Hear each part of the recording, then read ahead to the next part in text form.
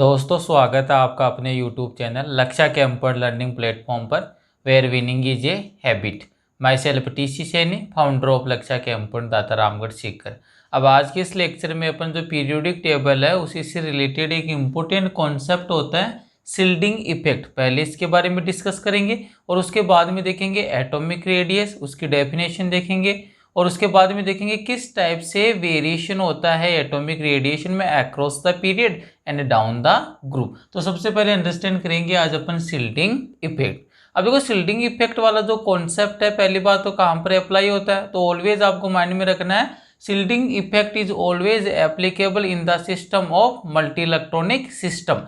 जहाँ पर भी किसी भी सिस्टम में more than one electron meaning multi electronic system है उसी में कौन सा कॉन्सेप्ट अप्लाई होता है, शिल्डिंग इफेक्ट। अब होता है क्या, इसकी डेफिनेशन देखेंगे तो आपको ये ध्यान रखना है सबसे पहला एक बार इसको शिल्डिंग इफेक्ट को अपन अंडरस्टैंड करने के लिए एक बिल्कुल सा न्यूक्लियस और इलेक्ट्रॉन का डायग्राम के थ्रू अंडरस्टैंड करते। तो देखिए यहाँ पर क्या बना रहा हूँ मैं, ये तो हो गया आपके न्यूक्लियस हो गया, क्लियर है। और न्यूक्लियस के अराउंड देखो ये हो गए इनके सेल हो गए, क्लियर है। न्यूक्लियस और न्यूक्लियस के अराउंड स्फेरिकल फॉर्म में मैंने क्या बना दिए, सेल बना दिए। अब इम्पोर्टेंट क्या है, ये तो हो गया आपके इनर सेल, इसमें भी क्या होंगे आपके इलेक्ट्रॉन होंगे, ये मैंने इलेक्ट्रॉन रिप्रेजेंट कर दिए। और ये हो गया आपके आउटर मोस्ट सेल, यहाँ पर भी इलेक्ट्रॉन होंगे तो यहाँ पर भी मैंने किसको रिप्रेजेंट कर दिया, इलेक्ट्रॉन को रिप्रेजेंट कर दिया, क्लियर है। अब देखो यहाँ पर आपको पता है जो भी आपका न्यूक्लियस होता है उस पर कौन सा चार्ज होता है, पॉजिटिवली चार्ज होता है। तो न्यूक्लियस पर मैंने कौन सा चार्ज बनाया है, पॉजिटिवली चार्ज बना दिया। और इलेक्ट्रॉन पर कौन सा चार्ज होता है, नेगेटिव चार्ज होता है। अब आप स्टार्टिंग की क्लासेस से पढ़ते आते हैं क्या, same charge meaning like charge repel each other and opposite charge always attract each other. Meaning यहाँ पर देखो न्यूक्लियस पर पॉजिटिव, इलेक्ट्रॉन पर कौन सा नेगेटिव, तो दोनों के बीच में कौन सा इलेक्ट्रोस्टैटिक फोर्स ऑफ अट्रैक्शन लगेगा, मीनिंग यहाँ पर इलेक्ट्रोस्टैटिक फोर्स कौन सा होगा, अट्रैक्शन टाइप का होगा। और यहाँ पर इलेक्ट्रॉन के मिड में दोनों क्या हो गए, like charge meaning same charge है, तो सेम चार्ज के बीच में कौन सा आपके फोर्स लगता है, रिपल्सन लगता है। तो यहाँ से कंक्लूजन क्या आएगा, देखो सबसे पहले तो ये तो क्या हो गया, न्यूक्लियस हो गया। ये वाला आपके जो ये मैंने बनाई ये हो गया आपके इनर सेल, ये वाला कौन सा हो गया, इनर सेल। इसी टाइप से ये वाला कौन सा हो जाएगा, आउटर सेल, ये वाला हो गया आपके आउटर सेल, क्लियर है। और ये क्या हो गया, इलेक्ट्रॉन, और ये क्या आपके पास न्यूक्लियस। अब देखो इंपॉर्टेंट बात आपको यही अंडरस्टैंड करनी है, यहाँ पर इस वाले न्यूक्लियस और इनर ऑर्बिटल या फिर आपके इनर जो आपका इलेक्ट्रॉन है, इनर सेल का इलेक्ट्रॉन है, इसके बीच में कौन सा फोर्स लगेगा, अट्रैक्शन टाइप का। तो यहाँ पर ये मैंने मेंशन कर दिया कौन सा फोर्स लगेगा, अट्रैक्शन फोर्स है। कौन सा फोर्स है, अट्रैक्शन फोर्स, क्लियर है। सेम टाइप से आउटर मोस्ट सेल जो आपका आउटर मोस्ट ऑर्बिटल है मीनिंग आउटर मोस्ट वाला इलेक्ट्रॉन है, क्लियर है। और इसके बीच में और साथ में कौन सा न्यूक्लियस, इसके बीच में भी कौन सा फोर्स लगेगा, अट्रैक्शन फोर्स एप्लीकेबल होगा। क्यों, क्योंकि दोनों को देखो चार्ज कैसे डिफरेंट चार्ज है, क्लियर है। और आपने पढ़ रखा है जब भी आपके पास ऑपोजिट चार्ज होंगे तो वो ऑलवेज क्या करते हैं, अट्रैक्ट करते हैं, मीनिंग कौन सा फोर्स लगेगा, अट्रैक्शन लगेगा। अब देखिए यहाँ पर देखिए ये इलेक्ट्रॉन और ये इलेक्ट्रॉन, कौन से इलेक्ट्रॉन है ये, एक तो हो गया आपके इनर सेल वाला इलेक्ट्रॉन और ये कौन सा हो गया, आउटर सेल वाला इलेक्ट्रॉन। दोनों कौन से चार्ज है, सेम चार्ज है। तो यहाँ पर जो आपके फोर्स एप्लीकेबल होगा वो वाला फोर्स कौन सा होगा, वो वाला फोर्स होगा आपके रिपल्शन।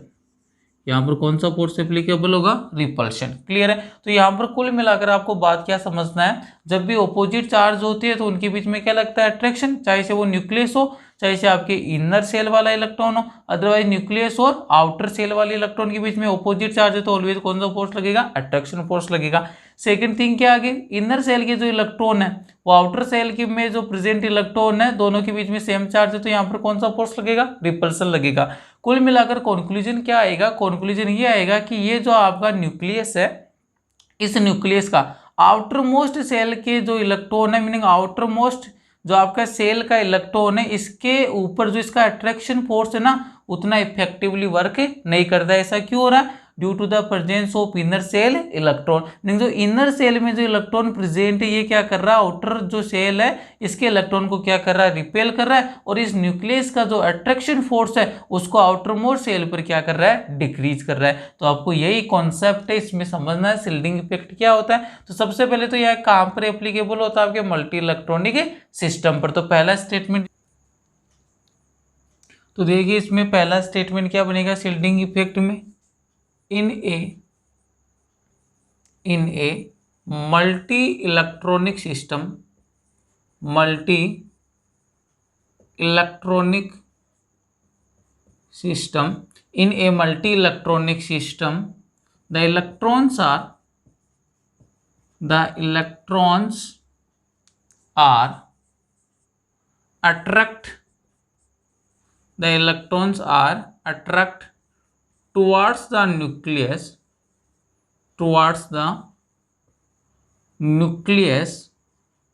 as well as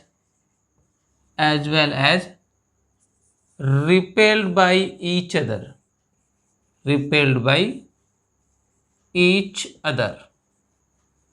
देखो पहले स्टेटमेंट में मैंने ये मेंशन किया है कि अगर इलेक्ट्रॉन है तो क्या करेंगे, रिपेल करेंगे, और न्यूक्लियस और जो आपका इलेक्ट्रॉन इसके बीच में कौन सा फोर्स लगेगा, अट्रैक्शन फोर्स लगेगा।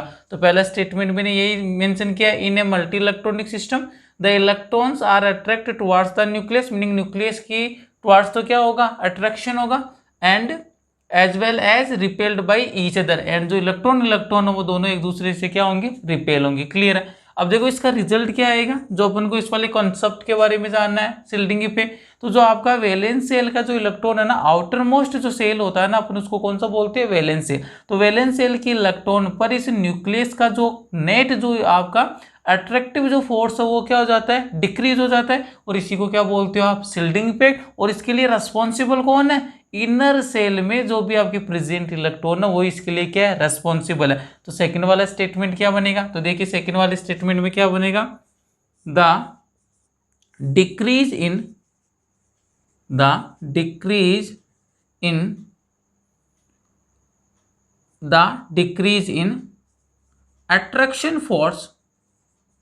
attraction force, the decrease in attraction force in between the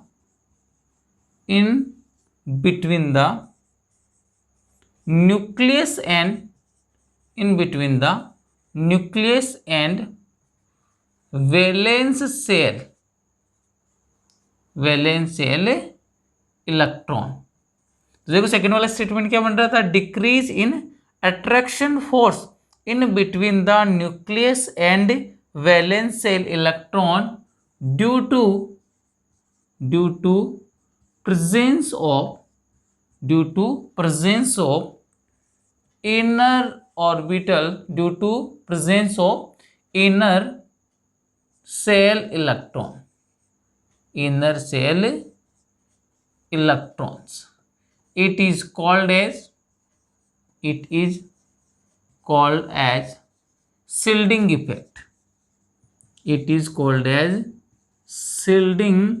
effect. और आप इसी को क्या बोलते हो, shielding effect। तो देखो इसकी डेफिनेशन आ गई है सेकंड वाले स्टेटमेंट में, the decrease in the attraction force in between the nucleus and the valence shell electron due to presence of inner shell electrons, it is known as the shielding effect. Meaning इस shielding effect के लिए जो mainly जो responsible कौन है, inner cell के electron, जो क्या करते हैं इस न्यूक्लियस का जो आपके अफेक्टिव या फिर इसका अट्रैक्टिव जो फोर्स होता है नेट, उसको जो आउटर जो सेल है उसके इलेक्ट्रॉन पर क्या कर देता है, डिक्रीज कर देता है। इसी को अपन क्या बोलते हैं, इसी को बोलते हैं अपन शिल्डिंग इफेक्ट बोलते हैं। क्लियर है यहाँ तक। अब देखो एक छोटी सी डेफिनेशन और आती है इसके अंदर, जेड इफेक्टिव, मीनिंग यहाँ पर एक और डेफिनेशन के बारे में अपन देखेंगे जेड इफेक्टिव। उसको अंडरस्टैंड करने के लिए एक बार इसका स्क्रीनशॉट ले लीजिए, फिर इसके नेक्स्ट के अंदर देखते हैं अपन।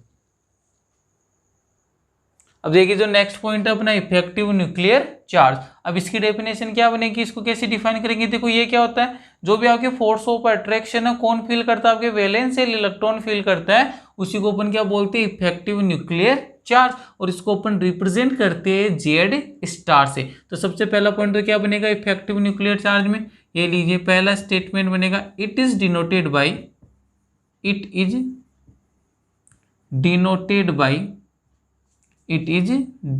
By Z star. मीनिंग सबसे पहले तो आपको ये ध्यान रखना है कि जो भी आपका इफेक्टिव न्यूक्लियर चार्ज होगा उसको आप किससे डिनोट करते हो, जेड स्टार से डिनोट करते हो। क्लियर है। सेकंड पॉइंट क्या बनेगा, इसको डिफाइन कर रहा हूं तो डेफिनेशन में क्या जाएगा, डिफाइन में कुछ नहीं करना कि जो भी आपका अट्रैक्शन फोर्स होता है किस पर, वैलेंस शेल के इलेक्ट्रॉन पर जो एक्सपीरियंस करता है उसी को आप क्या बोलते हो, इफेक्टिव न्यूक्लियर चार्ज। तो कि यहाँ पर इसको कैसे डिफाइन करेंगे, ये लीजिए, द अट्रैक्शन फोर्स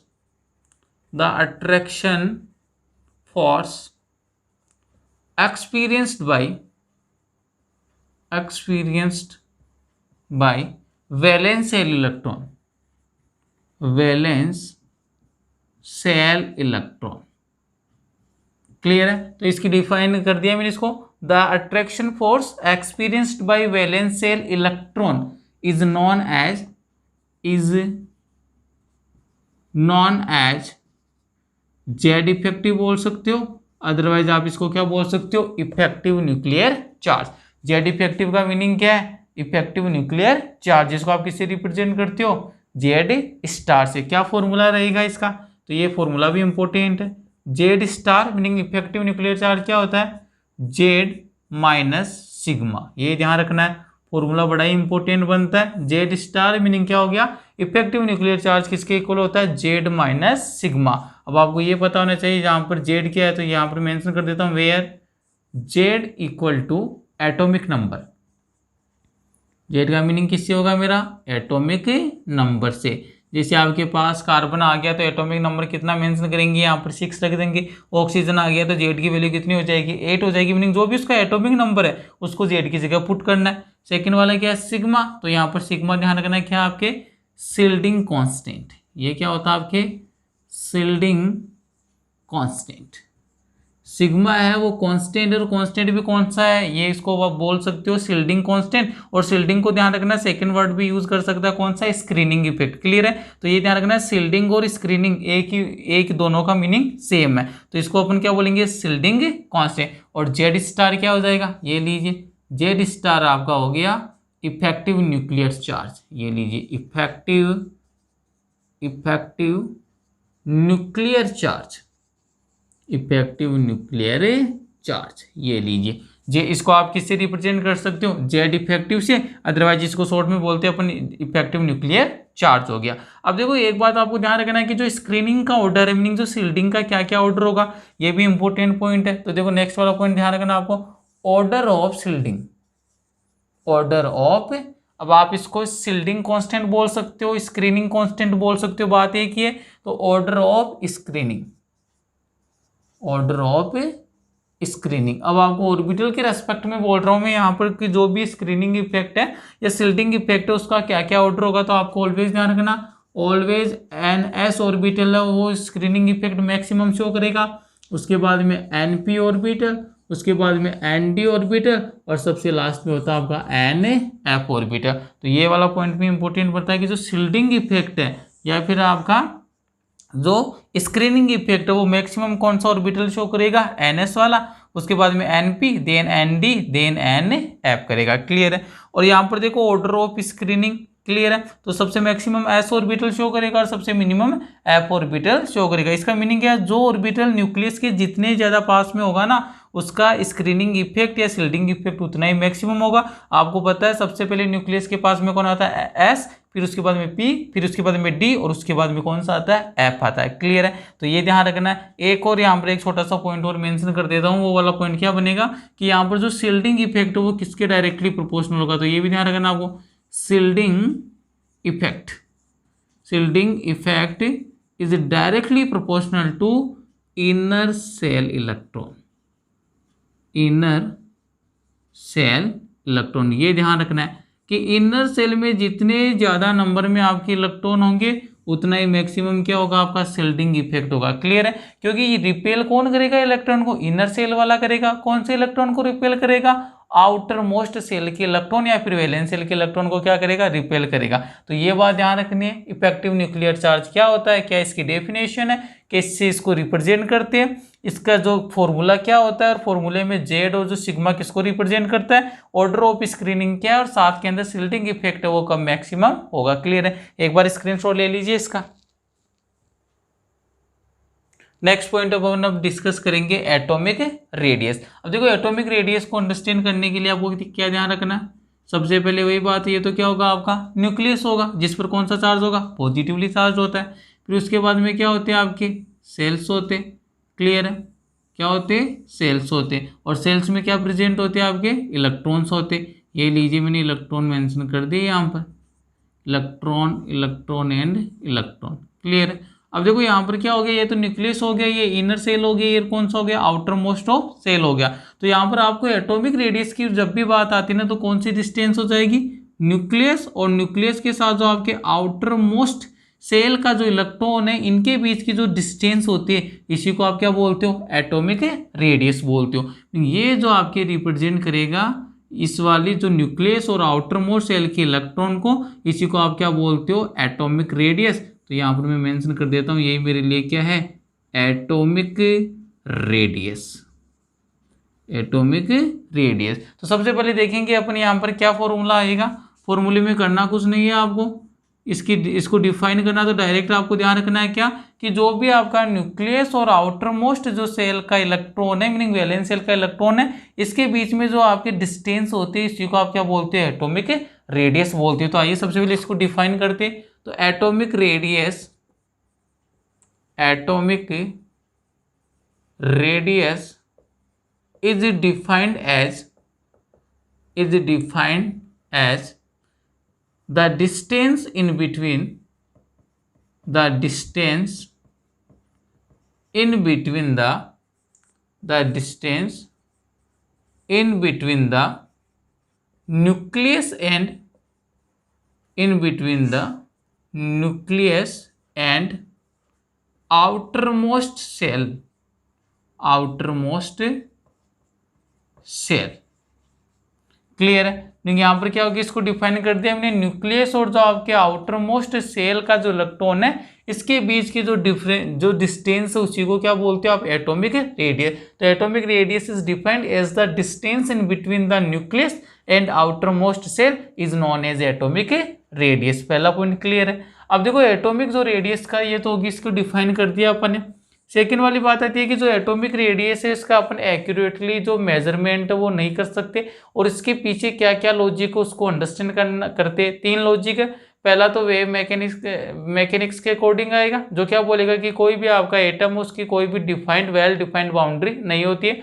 सेकेंड वाला पॉइंट क्या आएगा कि कोई भी आपका एटम है ये आपके पॉसिबल नहीं है कि आप उसको सेपरेट आउट करके और उसका क्या मेजरमेंट कर लो, किसके मेजरमेंट कर लो एटॉमिक रेडियस का मेजरमेंट कर लो। क्लियर है।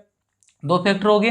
थर्ड वाला फैक्टर क्या बोलेगा कि जब भी आपके एटॉमिक रेडियस की बात करेंगे तो ये एक फिक्स स्टेट में फिक्स होती है। नहीं अगर मान लीजिए वन बाइंडिंग स्टेट से आप अनदर बाइंडिंग स्टेट के अंदर मूव करेंगे तो एटॉमिक रेडियस भी क्या हो जाएगी चेंज हो जाएगी। क्लियर है। तो नेक्स्ट वाला जो पॉइंट बड़ा ही इंपॉर्टेंट है स्टेटमेंट के फॉर्म में पूछा जाता है, क्या पॉइंट बनेगा it is quite impossible, it is quite impossible, it is quite impossible to measure accurate atomic radius, atomic radius regions। Clear है। मीनिंग ये वाला स्टेटमेंट इंपॉर्टेंट इसलिए बन जाता है क्योंकि इसका स्टेटमेंट के फॉर्म में आपको कोई भी कंपटीशन एग्जाम हो उसके अंदर आपको क्वेश्चन मिल सकते हैं इस टाइप से। क्या बनेगा it is quite impossible to measure accurate atomic radius. Meaning कोई भी आपके एटॉमिक रेडियस अपन उसका एक्यूरेटली क्या नहीं कर सकते मेजरमेंट नहीं कर सकते, और इसके पीछे क्या रीजन है क्या लॉजिक तो वो रीजन देखेंगे। तो सबसे पहला रीजन देखो, रीजन के अंदर सबसे फर्स्ट वाला रीजन देखेंगे अपन according to wave mechanics, according to wave mechanics ये ध्यान रखना है। According to wave mechanics an atom does not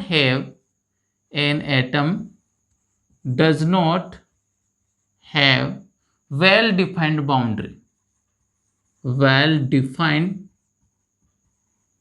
boundary.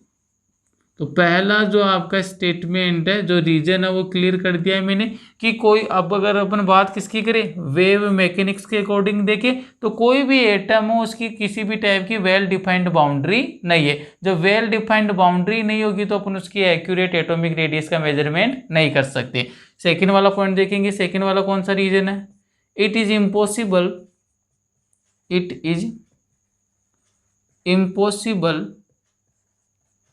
To separate it is impossible to separate atom and it is impossible to separate atom and measure its atomic radius meaning second वाला reason भी important है। क्या क्या बोल रहा है कि ये ऐसा पॉसिबल ही नहीं है कि आप किसी एटम को क्या करो, पहले सेपरेट आउट कर दो और सेपरेट आउट करके उसकी एटॉमिक रेडियस का क्या कर लो, मेजरमेंट कर लो। ये क्या होता है आपके इम्पॉसिबल होता है। क्लियर है। लास्ट वाला स्टेटमेंट देखेंगे, एटॉमिक रेडियस का अपन करेक्टली या एक्यूरेटली मेजरमेंट क्यों नहीं कर सकते। मैंने रीजन क्या बताया था, जब भी एटॉमिक रेडियस होगी वो वन बाइंडिंग स्टेट से अगर अपन सेकंड बाइंडिंग स्टेट के अंदर या अनदर बाइंडिंग स्टेट में जाएंगे तो वो क्या हो जाएगी, वेरिएशन आ जाएगा उसमें। क्लियर है। तो यहां पर देखो थर्ड पॉइंट क्या बन जाएगा, atomic radius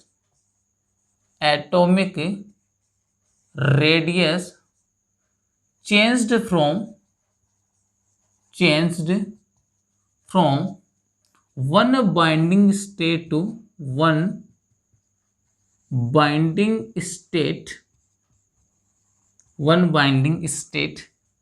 to another binding state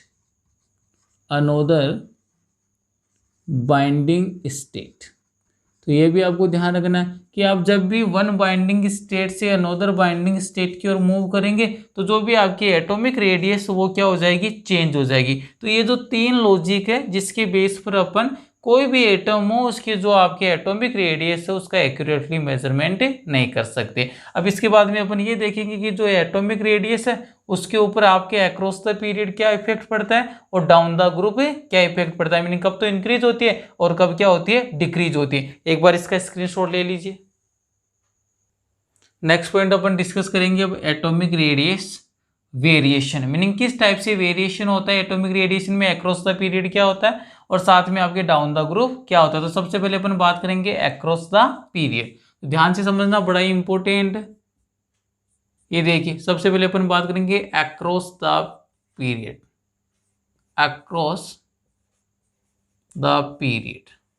अगर अपन बात करते हैं मॉडर्न पीरियोडिक टेबल में, जब आप मूव करते हो across the period meaning left to right move करते हो किसी भी पीरियड में, तो वहां पर एटॉमिक जो रेडियस है उसमें किस टाइप का चेंज होता है। तो ऑलवेज आपको keep it in mind, across the period जब भी आप अक्रॉस द पीरियड मूव करते हो तो सबसे पहले क्या होता है, एटॉमिक नंबर इंक्रीज होता है। तो यहां पर मैं मेंशन कर रहा हूं atomic number increase. Atomic number क्या होगा आपका, इंक्रीज होगा। क्लियर है। अगर एटॉमिक नंबर इंक्रीज होगा तो हमेशा आपको ध्यान रखना जब भी एटॉमिक नंबर इंक्रीज होता है तो न्यूक्लियर चार्ज भी क्या होता है, ऑलवेज इंक्रीज होता है। तो यहां पर देखेंगे अगर एटॉमिक नंबर इंक्रीज हो रहा है नहीं क्या जगह, nuclear charge is also increase. Nuclear charge is also increase meaning जो न्यूक्लियर चार्ज है वो भी क्या हो जाएगा, इंक्रीज हो जाएगा। अब देखो एटॉमिक नंबर इंक्रीज हुआ, न्यूक्लियर चार्ज भी क्या हो गया, इंक्रीज हो गया। Nuclear charge is also increase. अब न्यूक्लियर चार्ज इंक्रीज होने के बाद में देखो इलेक्ट्रॉन है वो किसके अंदर एंट्री करेगा, सेल में एंट्री करेगा। लेकिन सेल क्या रहेगा, सेम सेल के अंदर क्या करेगा, एंट्री करेगा। तो यहां पर देखो क्या बनेगा, number of shells number of cells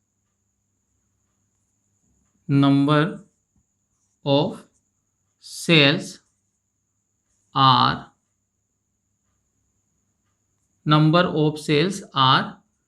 remain same meaning जो भी आपका नंबर ऑफ सेल है वो क्या रहेगा, रिमेन सेम। मीनिंग क्या रहेगा, सेम रहेगा। क्योंकि अगर आप पीरियड की बात करेंगे सेकंड पीरियड है तो जो आपके नंबर ऑफ सेल कौन सा होगा, सेकंड वाला होगा। फोर्थ वाले की बात करेंगे तो कौन सा होगा, फोर्थ वाला ही होगा। तो मीनिंग यहाँ पर क्या हो जाएगा, जो भी आपके सेल है वो क्या रहेगा, सेम रहेगा। मीनिंग जो भी shells are remain same. Meaning जो भी आपका सेल होगा, जैसे सेकंड वाले के अंदर इलेक्ट्रॉन मूव कर रहा है तो सेकंड वाले में जाएगा, थर्ड वाले के अंदर मूव कर रहा है पीरियड में तो थर्ड वाले सेल में गिर जाएगा। Meaning shells are remain same, meaning shells में चेंज नहीं होता है। क्लियर है। अगर आप मान लीजिए सेल में चेंज नहीं हो रहा है तो इलेक्ट्रॉन कहाँ पर एडिड होगा, तो देखो यहाँ पर इलेक्ट्रॉन्स आर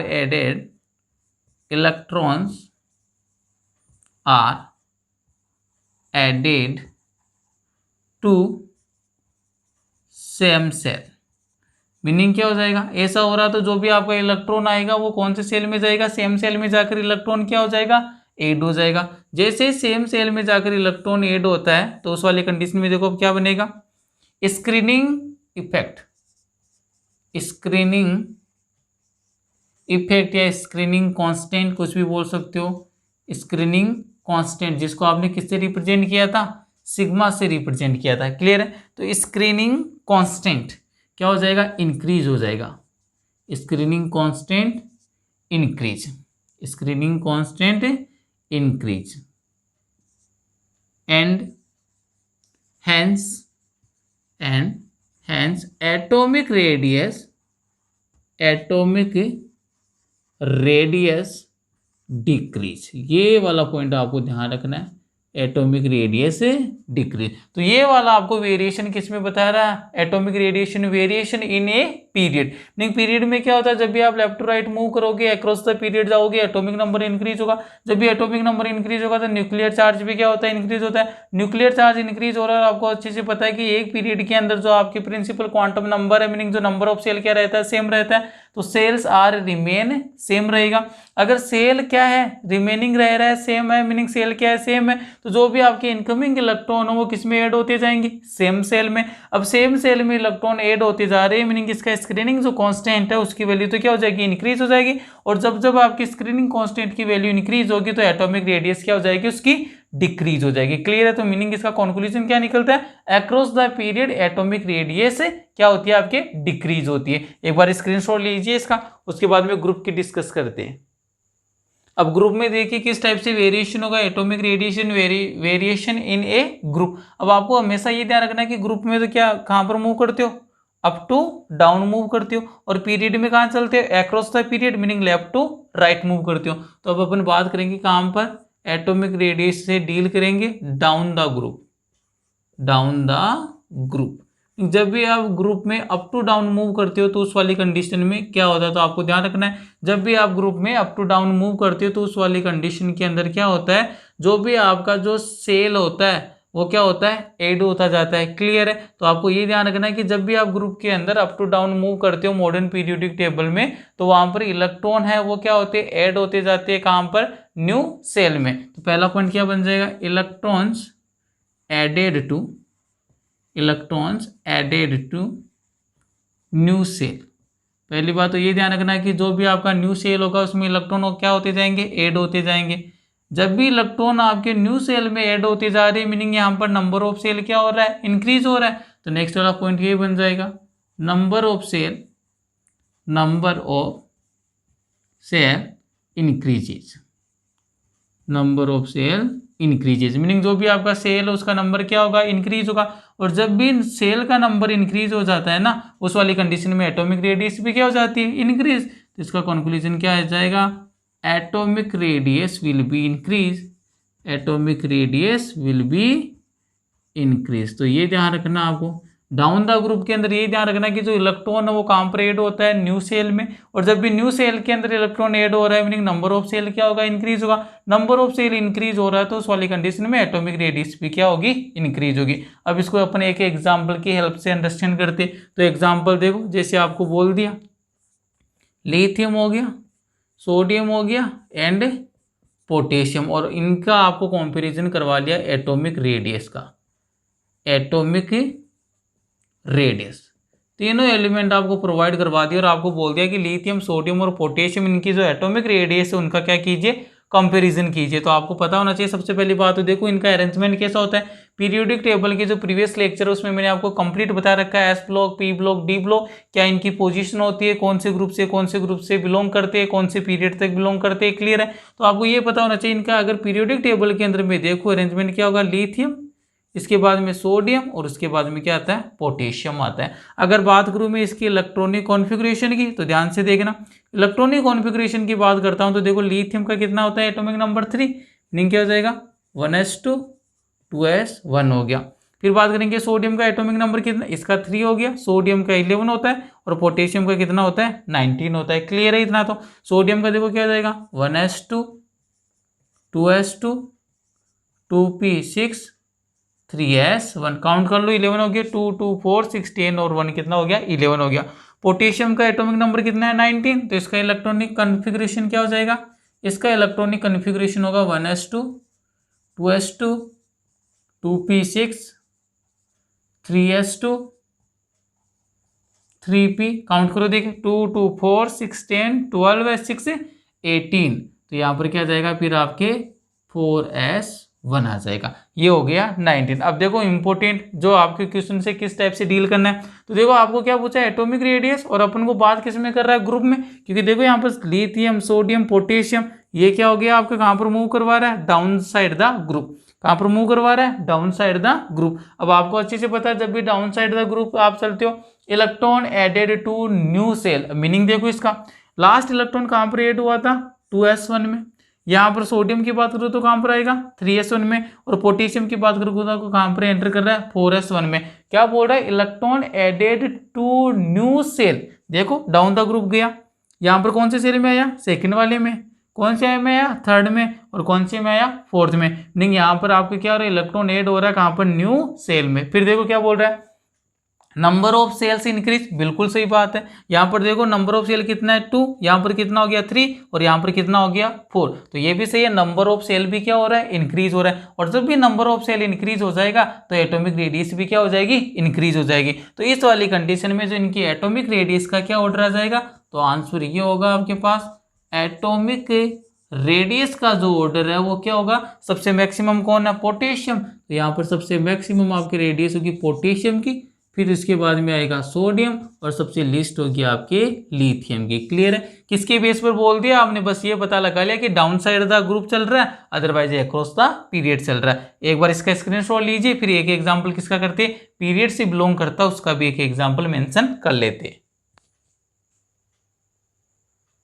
अब देखो सेकंड वाला एग्जाम्पल अपन डील किससे करेंगे, पीरियड वाले से। पहला वाला अपन देख चुके हैं, कौन सा अपन, ग्रुप वाला, डाउन साइड का ग्रुप है उसमें किस टाइप से चेंजेस होता है वो देख चुके। अब किसकी बात करेंगे, अपन एटॉमिक रेडियस का ऑर्डर देखेंगे, लेकिन अब की बार डील किससे करना है, पीरियड से डील करना है, मीनिंग अक्रॉस द पीरियड। तो सबसे पहले देखो इनका अरेंजमेंट आना चाहिए, मैंने सिखा रखा है, कार्बन, ये लीजिए आपका कार्बन, इसके बाद में कौन आता है, नाइट्रोजन, फिर आता है आपका ऑक्सीजन, देन फ्लोरीन। तो पहले तो आ गया कार्बन, एटॉमिक नंबर कितना होता है 6, फिर आ गया आपका नाइट्रोजन, एटॉमिक नंबर कितना होता है 7, फिर आता है आपका ऑक्सीजन, एटॉमिक नंबर कितना होता है 8, और लास्ट में आता है आपका फ्लोरीन जिसका एटॉमिक नंबर कितना होता है 9 होता है। तो ये क्या हो गया आपके अक्रॉस द पीरियड हो गया, meaning left to right move करवा रहा है। अब देखो इनका इलेक्ट्रॉनिक कॉन्फ़िगरेशन देखो, कार्बन का इलेक्ट्रॉनिक कॉन्फ़िगरेशन क्या होता है, 1s2 2s2 2p2 हो गए 6 इलेक्ट्रॉन। नाइट्रोजन का देखो कितना हो जाएगा, 1s2 2s2 2p3 2 2 4 3 कितना हो गया 7 हो गया नाइट्रोजन का। ऑक्सीजन का 8 है, तो देखो इसका इलेक्ट्रॉनिक कॉन्फ़िगरेशन क्या हो जाएगा, 1s2 2s2 2p4 हो गया। और फ्लोरीन की बात करते हैं तो इसका इलेक्ट्रॉनिक कॉन्फ़िगरेशन होगा 1s2 2s2 एंड 2p5 हो गया। क्लियर है, 2 2 4 5 और 9। क्लियर है, तो यहाँ पर ये हो गया कार्बन, नाइट्रोजन, ऑक्सीजन और फ्लोरीन। तो सबसे पहले तो आपको देखो ऑर्डर किसका पूछा है, एटॉमिक रेडियस का, तो यहाँ पर मैं ऑर्डर लिखूंगा किसका, एटॉमिक रेडियस का। एटॉमिक जो रेडियस की जब भी बात करता है तो सबसे पहले आपको यही आइडेंटिफाई करना है कि ग्रुप के अंदर डाउन साइड द मूव करवा रहा है, otherwise across the period move करवा रहा है। तो यहाँ पर कौन सा केस लग रहा है, अक्रॉस द पीरियड। क्लियर है, meaning left to right move करवा रहा है, मीनिंग अक्रॉस द पीरियड बात कर रहा है। अब मैंने इससे पहले आपको बताया अक्रॉस द पीरियड मूव करती है तो क्या क्या हैपन होता है, जब भी आप अक्रॉस द पीरियड चलते हो तो एटॉमिक नंबर इंक्रीज होता है। ये देखो 6 7 8 एंड 9। क्लियर है, एटॉमिक नंबर क्या हो गया, इंक्रीज हो गया। सेकंड बात क्या बोली थी, जब भी एटॉमिक नंबर इंक्रीज होता है उस वाली कंडीशन में न्यूक्लियर चार्ज ऑलवेज क्या होता है, इंक्रीज होता है। लेफ्ट टू राइट जाऊंगा तो इलेक्ट्रॉनिक जो आपके न्यूक्लियर चार्ज है वो भी क्या हो गया, इंक्रीज हो गया। थर्ड वाली बात क्या बताई थी मैंने, कि जो आपका सेल है वो क्या रहता है, रिमेनिंग सेम, मीनिंग उसमें कोई भी चेंज नहीं होता है। लास्ट इलेक्ट्रॉन किस में जा रहा है, 2p में गया। लास्ट इलेक्ट्रॉन किस में एंटर कर रहा है, 2p में। ऑक्सीजन के केस में भी 2p में, और फ्लोरीन के केस में भी 2p में। मीनिंग वो वाली बात है वो जस्टिफाई हो रही है, मीनिंग जो भी आपका सेल है वो क्या रहता है, रिमेनिंग सेम रहता है। क्लियर है, नेक्स्ट वाली बात क्या आती है, सेल तो क्या हो गया आपकी रिमेनिंग सेम रह गया। फिर देखो नंबर ऑफ इलेक्ट्रॉन देखें तो यहाँ पर 2 3 4 और 5, मीनिंग जो नंबर ऑफ इलेक्ट्रॉन क्या हो रहा है यहाँ पर इंक्रीज हो रहा है। क्लियर है। साथ में इंपॉर्टेंट बात अब यहाँ पर देखो स्क्रीनिंग कांस्टेंट, स्क्रीनिंग कांस्टेंट ये जिसको अपन क्या बोला था सिग्मा, उसकी वैल्यू क्या होती है इंक्रीज, और जब जब आप लेफ्ट टू राइट मूव करते हो स्क्रीनिंग इफेक्ट या स्क्रीनिंग कांस्टेंट की वैल्यू तो इंक्रीज होती है, और जिसके कारण क्या होगा जो आपकी एटॉमिक रेडियस है उसकी वैल्यू क्या हो जाएगी डिक्रीज हो जाएगी। तो सबसे मैक्सिमम एटॉमिक रेडियस किसकी होगी लेफ्ट साइड वाले की, मीनिंग कार्बन की। तो एटॉमिक रेडियस की बात करता है तो मैक्सिमम तो किसकी हो जाएगी आपके कार्बन की, फिर कौन आ जाएगा nitrogen, then oxygen, then fluorine. तो ये वाला ऑर्डर ध्यान रखना आपको। तो एक ही बात ध्यान रखनी है, जब भी पीरियड में लेफ्ट टू राइट मूव करती हो एटॉमिक रेडियस क्या होती है आपके डिक्रीज होती है, उसकी रीजन में लिखा चुका हूं पहले। और जब भी आप डाउन साइड द ग्रुप क्या करते हो मूव करते हो तो उस वाली कंडीशन में एटॉमिक रेडियस ऑलवेज क्या होती है इंक्रीज होती है। क्या लॉजिक है इसके पीछे, क्या कॉन्सेप्ट है वो अपन पहले क्या कर चुके हैं डिस्कस कर चुके हैं। आज का लेक्चर यही फिनिश करते हैं। नेक्स्ट वाले लेक्चर में देखेंगे जो एटॉमिक रेडियस है उसको कौन कौन से ऐसे फैक्टर है जो क्या करते हैं अफेक्ट करते हैं। अगर वीडियो में आपको कुछ सीखने को मिला तो वीडियो को लाइक करना है, चैनल को अगर आपने सब्सक्राइब नहीं करके रखा है तो चैनल को सब्सक्राइब कीजिए, अपने क्लासमेट और फ्रेंड के साथ चैनल को शेयर कीजिए। Thank you.